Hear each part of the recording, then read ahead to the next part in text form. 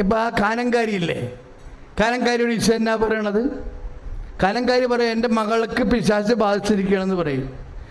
എനിക്ക് വേറെ ഒരു മാർഗ്ഗം, എൻ്റെ കുടുംബം മുഴുക്കും വെണ്ണീറായി തീർന്ന് ഇനി മുന്നോട്ടൊരു ജീവിതമില്ല എന്ന് പറയുമ്പോൾ കർത്താവ് എന്നാ പറയും? മക്കളുടെ അപ്പം എടുത്ത് നായ്ക്കൾക്ക് കൊടുക്കുക വിഹിതമല്ലെന്ന് പറയും. പക്ഷേ അങ്ങനെ റിജക്ഷൻ വന്നു കഴിഞ്ഞാൽ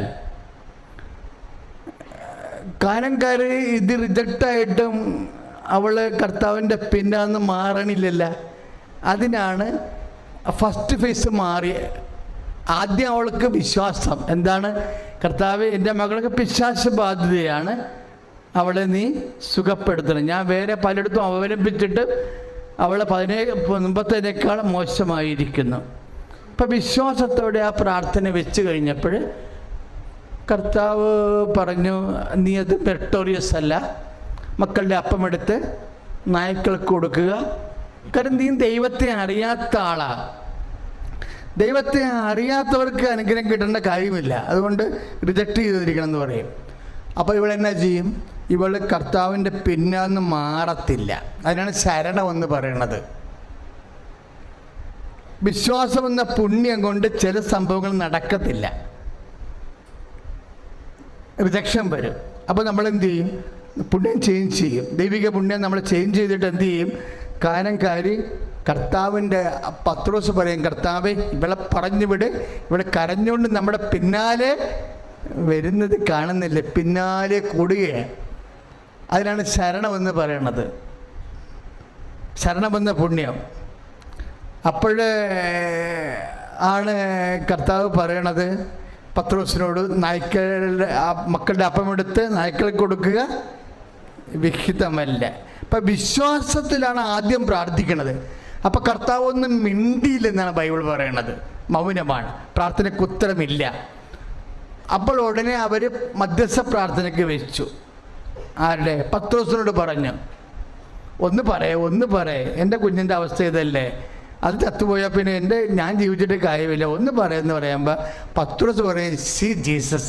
അവളിങ്ങനെ പിന്നാലെ കരഞ്ഞുകൊണ്ട് എന്നെ കാണുന്നില്ലെന്ന് ചോദിക്കുമ്പോൾ അതിൻ്റെ അടുത്താണ് ശരണമെന്ന പുണ്യം നീ കാണുന്നില്ലെന്ന. പിന്നാലെ കരഞ്ഞുകൊണ്ട് വരണമല്ല പ്രശ്നം. പത്രോസ് മധ്യസ്ഥ പ്രാർത്ഥനയായിട്ട് വെക്കണത് അവളുടെ ശരണമാണ്. അവൾ നേരിട്ട് വെച്ചത് എന്താണ്? അവളുടെ വിശ്വാസമെന്ന. കാര്യം കർത്താവ് കാണുന്ന എന്താണെന്നുള്ളത് പ്രധാനപ്പെട്ട വിഷയമാണ്. നമ്മൾ പറയുന്ന വിഷയങ്ങളല്ല, പിശാചും ജോലിയൊന്നുമല്ല കർത്താവ് കാണുന്നത്. കർത്താവ് കാണുന്നത് എന്താണെന്ന് പത്രോസിന് അറിയാം. പത്രോസ് ഉടനെ അവളുടെ ശരണമെന്ന പുണ്യം എടുത്ത് ഹൈലൈറ്റ് ചെയ്തിട്ട് പറയും, സീ ജീസസ്. അവൾ പിന്നാലെ വരണത് കാണുന്നില്ലേ എന്ന് ചോദിക്കും. അവൾ ശരണപ്പെടുന്നത് കാണുന്നില്ലെന്ന് ചോദിക്കും. അപ്പോഴാണ് ശരണത്തിന് ബ്ലോക്ക് ചെയ്യും. ശരണത്തെ ബ്ലോക്ക് ചെയ്തിട്ട് പറയും, മക്കളുടെ അപ്പമെടുത്ത് നായ്ക്കൾക്ക് കൊടുക്കുക വിഹിതമല്ല. ഉടനെ ഇവള് ശരണത്തിൻ്റെ ബ്ലോക്കും വരുമ്പോഴേ റിജക്ഷൻ വരത്തില്ലേ. ഈ മൂന്നാമത്തെ റിജക്ഷൻ ഫീൽഡിൽ വന്നപ്പോൾ ബൈബിള് നമ്മളെ പഠിപ്പിക്കണേ എങ്ങനെയാണ് ദൈവദരിസന് വ്യവഹരിക്കേണ്ടതെന്ന്. ബൈബിൾ വായിക്കണത് എന്തിനാണ്? ദൈവത്തെ അറിയാനാണ് നമ്മൾ പഴകണം. അപ്പം മൂന്നാമത്തെ ഫീൽഡ് വരുമ്പോൾ കാനങ്കാരി പറയും, കർത്താവേ അത് ശരിയാ അങ്ങ് പറഞ്ഞത്, ഞാൻ പട്ടിയാണ്. അവിടെ എന്ത് സംഭവിക്കണത്? ഇവിടെ നേരെ ഈ ശരണമെന്ന പുണ്യം മുമ്പ് എളിമപ്പെടുന്നതിൻ്റെ ഒരു പ്രോസസ്സുണ്ട്. മനസ്സിലായില്ലേ? പ്രാർത്ഥനയുടെ മെയിൻ സംഭവമാണത്. ശരണമെന്ന പുണ്യം പരാജയപ്പെട്ട ജസ്റ്റ് അടുത്ത സ്റ്റെപ്പ് എന്ന് പറയുന്നത് എന്താണ്? കർത്താവേ അത് ശരിയാണ്, ഞാൻ പട്ടിയാണ്. എങ്കിലും നായ്ക്കൾ പോലും യജമാനന്മാരുടെ മേശയിൽ നിന്ന് വീഴുന്ന അപ്പക്കഷ്ണങ്ങൾ തിന്നാറില്ലേ? അതെന്നുള്ളത് എളിമയാണ് ശരിക്കും. എന്തെങ്കിലും പ്രാർത്ഥനയ്ക്കുത്തരം താമസിച്ച് ഈ വിശ്വാസത്തിൻ്റെ ഫീൽഡും ഔട്ടായി ശരണത്തിൻ്റെ ഫീൽഡും ഔട്ടായി കഴിഞ്ഞാൽ പിന്നെ നമ്മുടെ മുമ്പിലുള്ളത് എളിമയാണ്. ഈ എളിമയുടെ ഭാഗമായിട്ടാണ് തപസ് വരണത്. മനസ്സിലായില്ല? തപസ് നമ്മൾ ചെയ്യണത് ചാരം പൂശി തപസ്സരിക്കണത് എന്തിനാ? തപസ് ചെയ്യണ നമ്മളെ എളിമപ്പെടുത്താൻ വേണ്ടിയാണ്. ബൈബിളിൽ തപസ് വരണ എപ്പോഴും എന്തിനു വേണ്ടിയാണ്? നമ്മൾ ഉപവസിക്കുമ്പോൾ, ഉടമ്പടിയിൽ ഉപവാസമില്ലേ, അപ്പോൾ ഉപവസിക്കുമ്പോൾ എൻ്റെ മക്കൾ മനസ്സിലാക്കണം, ഉപവാസത്തിൻ്റെ കൊമ്പും വെച്ചുകൊണ്ട് നടക്കരുത്. ഉപവസിക്കുന്നതിൻ്റെ ഉദ്ദേശം നിങ്ങളെ പട്ടിണി കിടത്തുകയെന്നല്ല, നമ്മളെ എളിമപ്പെടുത്തുകയെന്നാണ് ഉദ്ദേശിക്കുന്നത്. കാരണം എന്താണ്? വിശ്വാസവും ശരണവും ബ്ലോക്ക് ചെയ്യുന്ന സ്ഥലത്ത് പിന്നെ അടുത്ത നടപടി എളിമപ്പെടലേ ഉള്ളൂ. എളിമപ്പെടുത്താൻ വേണ്ടി ഒരു ഭാഗമായിട്ടാണ് ക്ഷമ, ദയ, നന്മ, വിശ്വസ്തത, അത് വിട്ടുവീഴ്ച, ഇതെല്ലാം എളിമപ്പെടലിൻ്റെ ഭാഗമാണ് ശരിക്കും. ഇപ്പം നമ്മൾ ക്ഷമിക്കണം എന്ന് പറഞ്ഞില്ലേ, ഇപ്പം നമ്മൾ വിശ്വാസവും ശരണവും പരാജയപ്പെട്ട അപ്പം തന്നെ വിശ്വാസി എന്തു ചെയ്യണം? ആരോടെങ്കിലും ക്ഷമിക്കാനുണ്ടോ എന്ന് ആത്മശോധന ചെയ്യണം. കാര്യം നമ്മൾ ക്ഷമ അങ്ങോട്ട് കൊടുക്കേണ്ട അവസ്ഥ, മാപ്പ് ചോദിക്കേണ്ട അവസ്ഥ വരുമ്പോൾ ചില ആൾക്കാർ കൊന്നാലും ചോദിക്കത്തില്ല. അപ്പോഴും മനസ്സിലാക്കണം, ഈഗോ അതിൻ്റെ എല്ലാ പവറോടും കൂടി നമ്മളിൽ നിലനിൽക്കുകയാണ്. അതുകൊണ്ടാണ് നമ്മൾ മാപ്പ് ചോദിക്കാത്തത്. കർത്താവ് പറഞ്ഞിരിക്കണത്, നിന്നോട് തെറ്റ് ചെയ്താൽ പോലും നീ അങ്ങോട്ട് ചെന്നിട്ട് മാപ്പാക്കണമെന്നാണ് പറഞ്ഞത്. അപ്പോൾ എന്താ എൻ്റെ അർത്ഥം? ഉദ്ദേശിക്കുന്നത് എളിമപ്പെടണമെന്നാണ് എൻ്റെ ഉദ്ദേശം. കാര്യം വെച്ചാൽ സാധാരണ അനുഗ്രഹം കൊണ്ട് ചില കാര്യങ്ങൾ നടക്കും, ചിലത് നടക്കത്തില്ല. നടക്കാതിരിക്കുന്നതിൻ്റെ കാരണം ഒരു ഭൗതികമായ ആനുകൂല്യം, ഫിസിക്കൽ ഫേവേഴ്സ്, ഫിസിക്കൽ ബ്ലെസ്സിങ്സ് എന്ന് പറയുന്ന ഫിസിക്കൽ ഫേവേഴ്സ് നമുക്ക് ലഭിക്കുമ്പോൾ നീ ദൈവപൈതലാണെങ്കിൽ ആ ഭൗതിക ആനുകൂല്യത്തിലൂടെ ആത്മാവിൻ്റെ പുണ്യം കൂടി കർത്താവ് ഉദ്ദേശിക്കുന്നുണ്ടാവും. മനസ്സിലായില്ല? ആത്മാവിൻ്റെ പുണ്യം എന്ന് പറയുന്നത് നിനക്ക് IELTS പാസ്സായത് കൊണ്ട്, കാനഡയിൽ പോയത് കൊണ്ട് കിട്ടത്തില്ല. അത് ദൈവിക പുണ്യങ്ങൾ കൊണ്ടാണ് ആത്മാവിൻ്റെ പുണ്യങ്ങൾ കിട്ടുന്നത്. അപ്പം അത് കിട്ടണമെന്നുണ്ടെങ്കിൽ എന്തു ചെയ്യും? ദൈവം നമ്മളെ എളിമപ്പെടുത്തും. അതുകൊണ്ടാണ് ദൈവം എളിമയുള്ളവർക്ക് കൃപ നൽകുന്നുവെന്ന് ഇപ്പം നമ്മൾ യാക്കോബ് 4:6, 1 Petrus 5:6 എന്താ പറയുക, 1 Petrus 5:5, 1 Petrus 5:6 എന്താ പറയുക? ദൈവം വിനയമുള്ളവർക്ക് കൃപ നൽകുന്നു, എളിമയുള്ളവർക്ക് കൃപ നൽകുന്നു. ആ കൃപ കിട്ടിക്കഴിഞ്ഞാൽ എന്താ പ്രശ്നം? കൃപയ്ക്ക് 2 ഗുണങ്ങളുണ്ട്. ഒന്ന്, നമ്മുടെ ഭൗതിക കൃപയെന്ന് പറഞ്ഞ ദൈവത്തിൻ്റെ ശക്തിയാണ്. അത് നമ്മുടെ ഭൗതികമായ കാര്യങ്ങൾ നടക്കും. ആത്മാവിനത് പുണ്യമായി മാറിയിട്ട് ആത്മാവ് വിശുദ്ധന്മാരെ പോലെ പുണ്യപ്പെടുകയും ചെയ്യും. അതുകൊണ്ടാണ് ചില ദൈവത്തിൽ നിന്ന് മാറാതെ നടക്കുന്ന ആൾക്കാരുടെ പ്രാർത്ഥന കേൾക്കാൻ താമസിക്കുന്നതിൻ്റെ കാരണം അതാണ്. അപ്പം നിങ്ങൾക്ക് തന്നെ വണ്ടടിക്കും, എടാ നമ്മളും ദൈവത്തിൽ നിന്ന് മാറാതെ നടക്കണം, പക്ഷെ നമ്മുടെ കാര്യങ്ങളൊക്കെ താമസിച്ചാണ് നടക്കുന്നത്. ഇതെന്ത് പരിപാടി? അപ്പോൾ പ്രാർത്ഥന കൊണ്ട് എന്താ പ്രയോജനം എന്ന് ചോദിച്ചു കഴിഞ്ഞാൽ, ഈ സാധാരണ ബ്ലെസ്സിങ്സ് അല്ല അവിടെ ഉദ്ദേശിക്കുന്നത്, കൃപയാണ്, ഗ്രേസാണ്. ഗ്രേസിൽ 2 കാര്യങ്ങളുണ്ട്. ഒന്ന് ഭൗതിക ആനുകൂല്യമുണ്ട്, കാരണം ഗ്രേസിൻ്റെ പവറിൻ്റെ ഇഫക്റ്റാണത്. മറിച്ച് ആത്മാവിൻ്റെ പ്രസാദപരമുണ്ട്. അത് നിത്യതയിൽ നിനക്ക് കർത്താവിനെ അനുഭവിക്കാൻ സഹായകമാണ്. ഈ നിത്യതയിൽ കർത്താവിനെ അനുഭവിക്കാൻ സഹായകമായ പ്രസാദപരം നേടാൻ നമുക്ക് വേറെ മാർഗമില്ല. ഈ ഭൗതിക സമ്മർദ്ദം മാത്രമേ ഉള്ളൂ. ഇപ്പം ദൈവത്തിൽ ഇപ്പം നിൻ്റെ ജോലി താമസിച്ചു, നിൻ്റെ വിവാഹം താമസിച്ചു, നിൻ്റെ കുഞ്ഞുങ്ങളുണ്ടാകണ താമസിച്ചു എന്നൊക്കെ പറയുമ്പോൾ ദൈവം അത് കൃപയിലൂടെ നീ നേടാൻ വേണ്ടി സാവകാശം തരണതാണ് പ്രാർത്ഥനയ്ക്ക് ഉത്തരം താമസിക്കാൻ കാരണം. കൈ അടിച്ചു കർത്താവ് ചൊല്ലുക.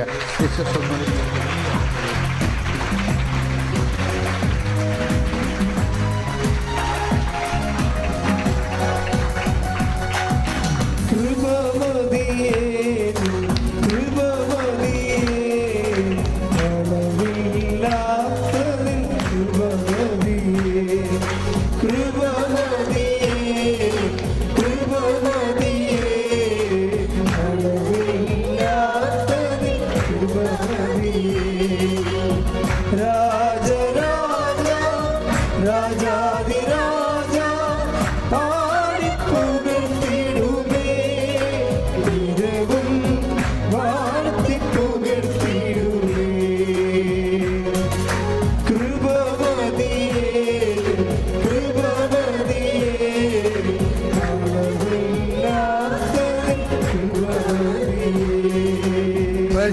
പരമദിവ്യകാരുണ്യത്തിന്. പിന്നെ പ്രാർത്ഥനയിൽ ചലിക്കാതിരിക്കാൻ ഒരിക്കലും നമ്മൾ പ്രാർത്ഥനയിൽ ഒരിക്കലും ഒരു മുമ്പോട്ടല്ലാതെ ഒരു സ്ഥാനമില്ല. നീ സ്റ്റക്കായി നിൽക്കണമെന്ന് വിചാരിച്ചോ? അങ്ങനെ ഒരു സ്ഥാനമില്ല. അത് നെഗറ്റീവായിട്ടാണ് കൗണ്ട് ചെയ്യത്തുള്ളൂ. നിനക്ക് മുന്നോട്ട് മാത്രമേ പോകാൻ പറ്റത്തുള്ളൂ. നിൽക്കുക എന്നുള്ള ഒരു നമുക്ക് 3 പൊസിഷനുണ്ട്. മുമ്പോട്ട് പോകാം, നിൽക്കാം, പുറകോട്ട് പോകാം.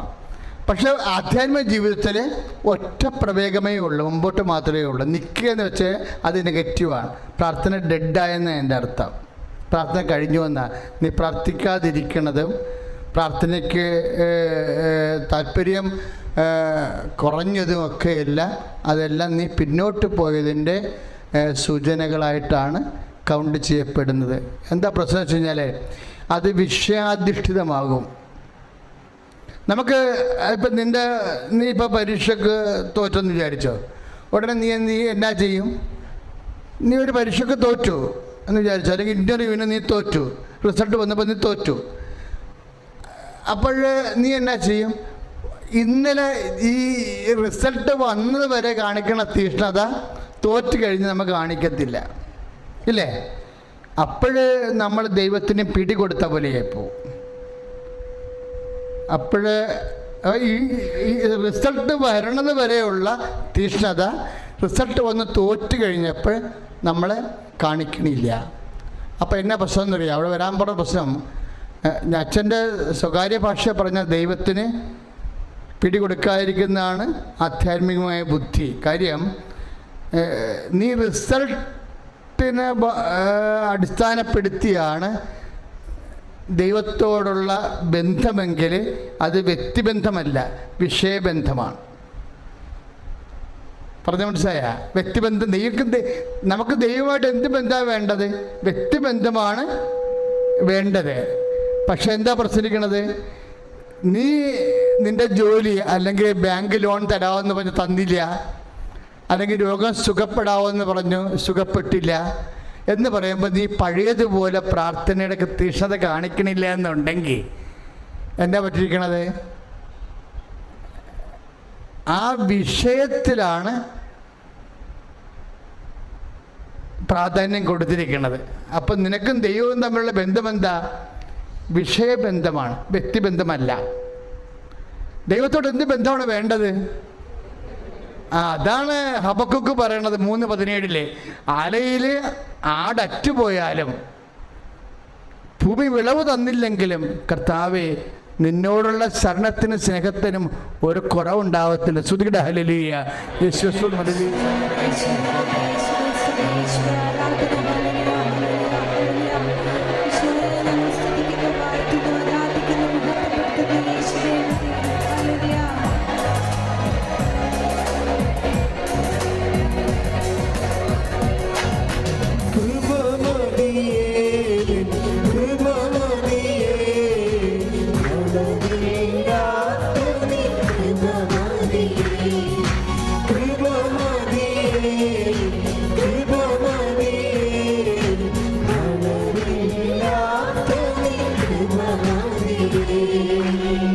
പരിശുദ്ധ അമ്മ ജീവനോടെ പ്രത്യക്ഷപ്പെട്ട ഈ പുണ്യ താരയിൽ വന്ന സാക്ഷ്യം പറയുവാൻ ദൈവവും ഈ പരിശുദ്ധ അമ്മയും എന്നെ അനുഗ്രഹിച്ചതിനെ കുറിച്ച് കോടാനുകോടി നന്ദി അർപ്പിക്കുന്നു.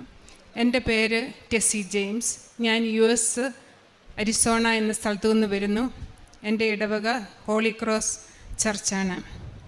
ഞാനിവിടെ വന്ന് ഉടമ്പടി എടുത്തത് 2022 മെയ് 11 ഉടമ്പടി എടുക്കുവാൻ പ്രത്യേക കാരണങ്ങളൊന്നുമില്ലായിരുന്നു. ദൈവമാതാവ് എന്നെ ഇവിടെ ക്ഷണിച്ചിട്ട് ഞാൻ വന്നതാണ്.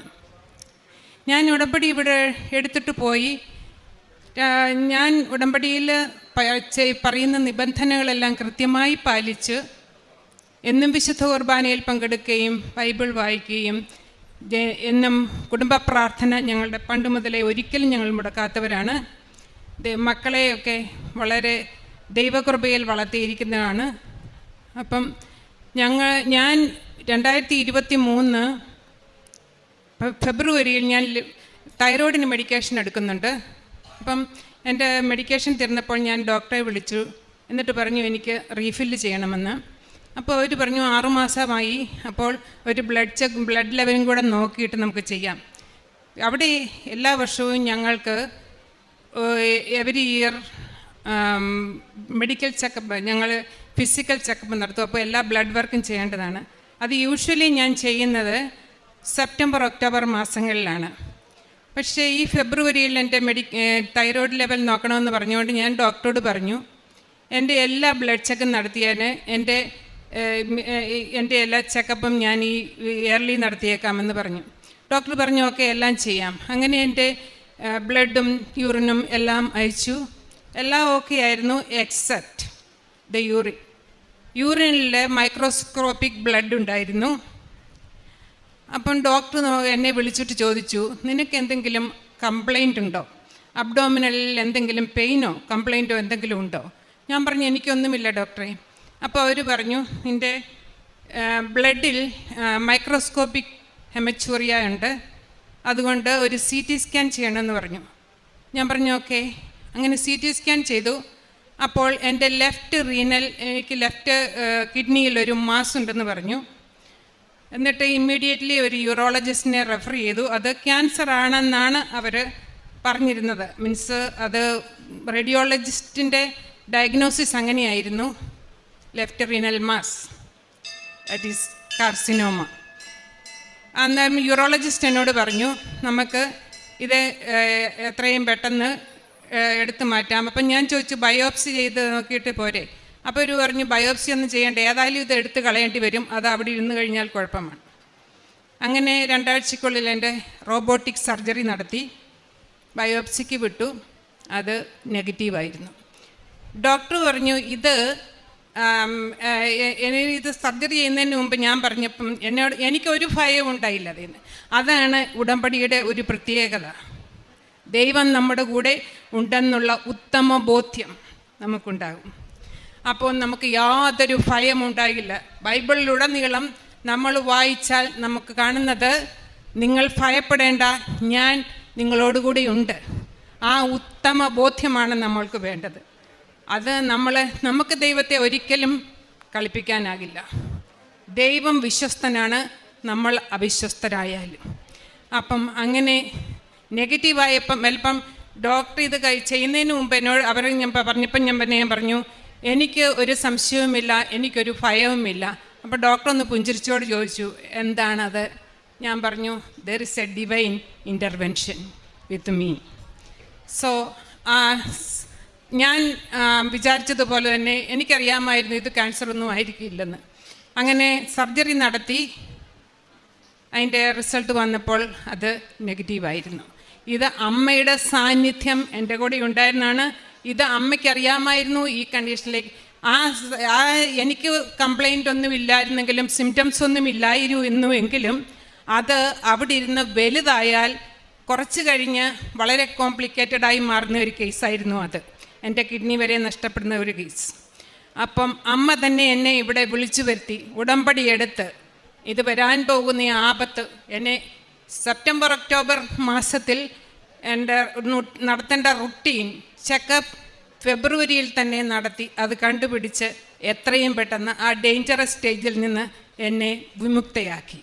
ഇത് ദൈവത്തിൻ്റെ കാരുണ്യവും പരിശുദ്ധ അമ്മയുടെ സ്നേഹവും അല്ലാതെ ഒന്നുമല്ലെന്ന് എനിക്ക് ഉറപ്പിച്ച് പറയാം. പിന്നെ കഴിഞ്ഞ വർഷത്തെ ഒക്ടോബർ മാസ റാലിയിൽ, ജപമാല റാലിയിൽ പങ്കെടുക്കുവാൻ മാത്രം ഞാനിവിടെ വന്നു. അത് എൻ്റെ മകൾക്ക് വേണ്ടിയാണ്. അവളുടെ പേര് ഫ്ലോറിൻ ജെയിംസ്. അവൾ ഒരു ഡെൻറ്റിസ്റ്റായിട്ട് US വർക്ക് ചെയ്യുന്നു. അവൾക്ക് ഞാൻ കുഞ്ഞുങ്ങളെ US വളരെ ദൈവത്തിന് ഹിതമുള്ള, ഞാൻ എപ്പോഴും ദൈവവചനം പറഞ്ഞു കൊടുക്കുകയും ഞാൻ പറയും നിയമാവർത്തനം 5 മുതൽ 9 വാക്യങ്ങൾ ദൈവം പറയുന്നുണ്ട്. നിങ്ങൾ പൂർണ്ണ ഹൃദയത്തോടും പൂർണ്ണ ആത്മാവോടും പൂർണ്ണ ശക്തിയോടും കൂടെ ദൈവത്തെ സ്നേഹിക്കണം. ഞാൻ ഇന്ന് കൽപ്പിക്കുന്ന ഈ വചനങ്ങൾ നിങ്ങളുടെ ഹൃദയത്തിൽ ഉണ്ടായിരിക്കണം. അത് ജാഗരൂകതയോടെ നിങ്ങളുടെ മക്കളെ പഠിപ്പിക്കണം. നിങ്ങൾ വീട്ടിലായിരിക്കുമ്പോഴും പുറത്ത് സഞ്ചരിക്കുമ്പോഴും ഇരിക്കുമ്പോഴും കിടക്കുമ്പോഴും അതേപ്പറ്റി സംസാരിക്കണം. അത് നിങ്ങളുടെ കയ്യിൽ ഒരടയാളമായും നിങ്ങളുടെ കണ്ടങ്ങളിൽ ഒരു ആഭരണമായും അത് അണിയണം. അതാണ് ദൈവം ആഗ്രഹിക്കുന്നത്. അതുപോലെയാണ് നമ്മുടെ കുഞ്ഞുങ്ങളെ പഠിപ്പിക്കുന്നത്. ഞാൻ ബൈബിൾ വായിക്കുമ്പോഴും എല്ലാ ദിവസവും ഞങ്ങൾ ഡെയിലി പ്രാർത്ഥന മുടങ്ങാറില്ല. ഒരിക്കലും ഞങ്ങൾ കുടുംബ പ്രാർത്ഥനയിൽ ഭംഗം വരുത്താറില്ല. ഓരോ കുടുംബ പ്രാർത്ഥനയും കഴിഞ്ഞ് എൻ്റെ മക്കളോട് ഞാൻ എന്നും പറയുന്ന 3 വചനങ്ങളുണ്ട്. അത് 1 മത്തായി 6:33, ദൈവരാജ്യവും അവിടുത്തെ നീതിയും അന്വേഷിക്കുക, ബാക്കിയുള്ളതെല്ലാം നിങ്ങൾക്ക് നൽകപ്പെടും. അതുപോലെ മത്തായി 16:26, നിങ്ങൾ ലോകം മുഴുവൻ നേടിയാലും നിങ്ങളുടെ ആത്മാവിനെ നഷ്ടമാക്കിയാൽ നിങ്ങൾക്ക് എന്ത് പ്രയോജനം. പ്രഭാഷകൻ 19:23, കർത്താവിൻ്റെ കണ്ണുകൾ സൂര്യനേക്കാൾ 10,000 മടങ്ങ് പ്രകാശമുള്ളതാണ്. അവ മനുഷ്യൻ്റെ ഓരോ പ്രവൃത്തികളും കാണുന്നു. എല്ലാ നിഗൂഢതകളും നിരീക്ഷിക്കുകയും ചെയ്യുന്നു. അതുകൊണ്ട് നമുക്ക് ദൈവത്തെ കബളിപ്പിക്കാമെന്ന് ഒരിക്കലും വിചാരിക്കേണ്ട. ഇത് ഞങ്ങൾ മക്കളോടെന്ന് പറയും. നിങ്ങൾ മാതാപിതാക്കളെ വിളിക്കാതിരിക്കും, എല്ലാവരെയും കബളിപ്പിക്കാം, പക്ഷെ ദൈവത്തെ കബളിപ്പിക്കാൻ സാധ്യമല്ല. ഇത് ദൈവം നോക്കിയിരിക്കുന്ന ഒരു സംഗതിയാണ്. എല്ലാവരുടെയും ഹൃദയങ്ങളെ പരിശോധിക്കുന്നതാണ് കർത്താവ്. അതുകൊണ്ട് മക്കൾക്ക് ആ ജാഗ്രതയുണ്ട്. അതുകൊണ്ട് അവരെ വിശുദ്ധിയിലും അനുസരണത്തിലുമൊക്കെ വളരുന്ന മക്കളാണ്. അതുകൊണ്ട് ഇവള് പറയുമായിരുന്നു, ഇവൾക്ക് കല്യാണം ആലോചിച്ചിട്ട് ഡെൻറ്റിസ്ട്രി കഴിഞ്ഞ് വന്നുടൻ മുതലേ കല്യാണം ആലോചിക്കും. ഞങ്ങളെല്ലാവരും പ്രാർത്ഥിക്കുന്നുണ്ടായിരുന്നു. അവൾക്ക് വിശുദ്ധിയുള്ള, പ്രാർത്ഥനാ ചൈതന്യമുള്ള നല്ല ഒരു ജീവിത പങ്കാളിയെ മാത്രം മതിയെന്ന് അവൾ പറഞ്ഞിരുന്നു. അതുപോലെ അവൾ പറയുമായിരുന്നു, US പിള്ളേർ അറിയാമല്ലോ, ഒരു കാരണവശാലും എല്ലാം ചിലപ്പം പേരൻസിനെയൊന്നും പറയുന്നതനുസരിക്കുകയോ ദൈവവചനം അനുസരിച്ച് ജീവിക്കുകയോ ഒന്നുമല്ല മിക്കാറും എല്ലാം. US മിക്കാറും എല്ലാ മക്കളും തന്നെ. അതുകൊണ്ട് ഞാൻ പറഞ്ഞു, മറ്റുള്ളവരെ എല്ലാം നോക്കേണ്ടത് ദൈവവചനം അനുസരിച്ചാണ് ജീവിക്കേണ്ടത്. അതുകൊണ്ട് ആ മക്കളെ ചെറുപ്പം മുതലേ ഞാൻ അങ്ങനെ പഠിപ്പിച്ചിരുന്നതുകൊണ്ട് അവർക്കതിൻ്റെ പ്രാധാന്യം അറിയാമായിരുന്നു. അപ്പോൾ അവളും അതുപോലെ ഒരു നല്ല കുഞ്ഞിനെ ജീവിത പങ്കാളിയായി ആഗ്രഹിച്ചിരുന്നു. പലരോടും സംസാരിച്ച് പലരും പല കേസുകളൊക്കെ വന്നിട്ട് അവർക്ക് ഇഷ്ടപ്പെട്ടില്ല. അവസാനം ഞാൻ കഴിഞ്ഞ വർഷം ജപമാല റാലിയിൽ പങ്കെടുക്കുവാനായി മാത്രം ഇവിടെ വന്നു. അവൾക്ക് ദൈവഹിതമനുസരിച്ചുള്ള ഒരു മകനെ നൽകി. അവളുടെ എൻഗേജ്മെൻറ്റ് ഈ കഴിഞ്ഞ ആഴ്ചയായിരുന്നു. ഇനി അവിടെ കല്യാണം ജൂലൈ 19-ാം തീയതിയിലാണ്. ഇതാണ് എൻ്റെ 2ാമത്തെ സാക്ഷ്യം. അതുപോലെ എല്ലാ ഈ വിശുദ്ധ വസ്തുക്കൾ ഞാൻ ഒരു മരുന്ന് ഉപയോഗിക്കാറില്ല എക്സെപ്റ്റ് ലെവോതൈറോക്സ്. എന്നാ ഒരു കാര്യം വന്നാലും ഞാൻ വിശുദ്ധ തൈലവും ഉപ്പും ഉപയോഗിക്കും. എൻ്റെ മക്കളും അത് തന്നെ പാലിക്കും, എൻ്റെ ഭർത്താവും അത് ചെയ്യും. അതുകൊണ്ട് ഈ വിശുദ്ധ വസ്തുക്കളുടെ ഉപയോഗം ഏറ്റവും പ്രധാനപ്പെട്ട ഒരു കാര്യമാണ്. അതിന് വളരെയധികം ശക്തിയുള്ള ഒരു കാര്യമാണ്. ഞാൻ സാമ്പത്തികമായി ബുദ്ധിമുട്ടുള്ളവരെ പലരെയും സഹായിക്കും. ഹോംലെസ്സുകൾക്ക് ഞാൻ ഫുഡ് ഉണ്ടാക്കിക്കൊണ്ട് കൊടുക്കും. നേഴ്സിംഗ് ഹോമിൽ ഞാനൊരു യൂക്കറിസ്റ്റിക് മിനിസ്റ്ററാണ്. പ്രായമായി ഹോം ബൗണ്ടായിട്ട് കഴിയുന്നവർക്കൊക്കെ ഞാൻ വിശുദ്ധ കുർബാന കൊണ്ട് കൊടുക്കും. പിന്നെ പ്രേക്ഷിത പ്രവർത്തനങ്ങൾ ചെയ്യുന്ന പത്രം ഞാൻ ഇവിടെ ഞാൻ ആദ്യമായി ഉടമ്പടി എടുത്തപ്പോൾ ഇവിടെയൊക്കെ മലയാളം പത്രം മേടിച്ചുകൊണ്ട് പലയിടത്തും കൊടുത്തു. അതുപോലെ US ഇംഗ്ലീഷ് പത്രം മേടിച്ചു കൊണ്ടുപോയി.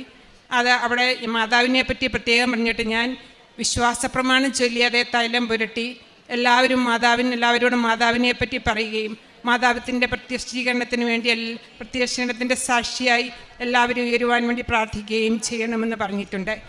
അതുപോലെ ഞാൻ എൻ്റെ പേഷ്യൻസിനോട്, ഞാനൊരു നേഴ്സാണ്, എൻ്റെ പേഷ്യൻസിനോട് ഞാൻ കൂടുതൽ ഈ ഉടമ്പടി എടുത്തതിന് ശേഷം വളരെ കാരുണ്യപൂർവ്വവും സ്നേഹപൂർവ്വവും പെരുമാറുവാനും അവർക്ക് വേണ്ടി പ്രാർത്ഥിക്കുവാനും ആയിട്ടുണ്ട്.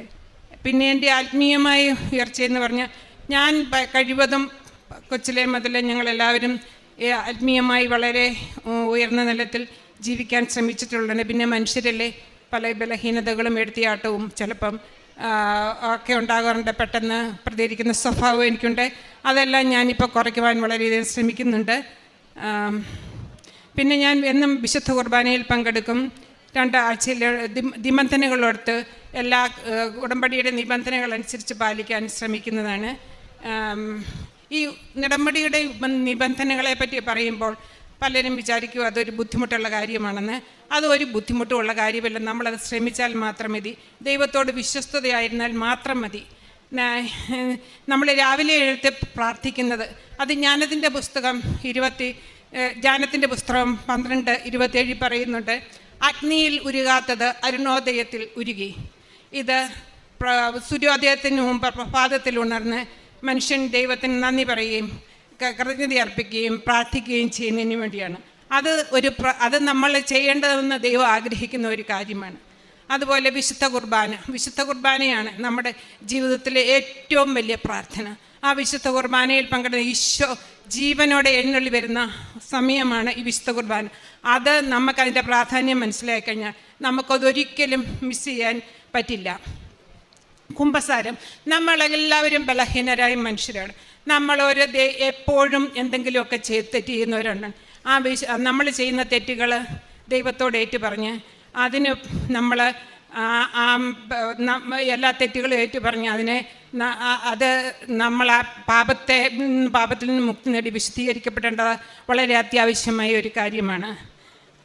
ഇങ്ങനെ ഉടമ്പടിയിലെ എല്ലാ കാര്യങ്ങളും നമ്മൾ വിശുദ്ധിയോടെ, ശ്രദ്ധയോടെ, വിശ്വസ്തയോടെ പാലിച്ചാൽ ദൈവം നമ്മുടെ കൂടെ ഉണ്ടാകും. ഈ ഉടമ്പടി എന്ന് പറയുന്നത് ഈ കാലഘട്ടത്തിലെ അമ്മ മാതാവ് ഇത് പഴയ നിയമം മുതൽ പുതിയ നിയമത്തിലൂടെയെല്ലാം മനുഷ്യരെ ഈ തെറ്റുകൾ ആവർത്തിക്കുകയും അവർ ദൈവത്തോട് വിശ്വസ്ത പുലർത്താത്തത് ചെയ്യുന്നത് കൊണ്ട് ഈ മാതാവ് തന്നെ ഇറങ്ങി വന്ന് വീണ്ടും മനുഷ്യരെ ഓർമ്മിപ്പിക്കുന്ന ഒരു പദ്ധതിയാണ് ഈ ഉടമ്പടി. ഈ ഉടമ്പടിയിൽ നിലനിൽക്കുവാൻ ജീവിതകാലം മുഴുവൻ നിത്യതയിൽ എത്തുന്നതുവരെ ഈ ഉടമ്പടിയിൽ നിലനിൽക്കണമേ എന്നാണ് എൻ്റെ ആഗ്രഹം. അതിനുവേണ്ടി ഞാൻ പരിശുദ്ധ അമ്മയുടെ മാധ്യസ്ഥം എന്നും വഹിക്കുന്നു. മാധ്യസ്ഥം യാചിക്കുകയും ഈശോയ്ക്കും മാതാവിനും കോടാനുകോടി നന്ദി അർപ്പിക്കുകയും ചെയ്യുന്നു. അപ്പസ്തോല പ്രവർത്തനം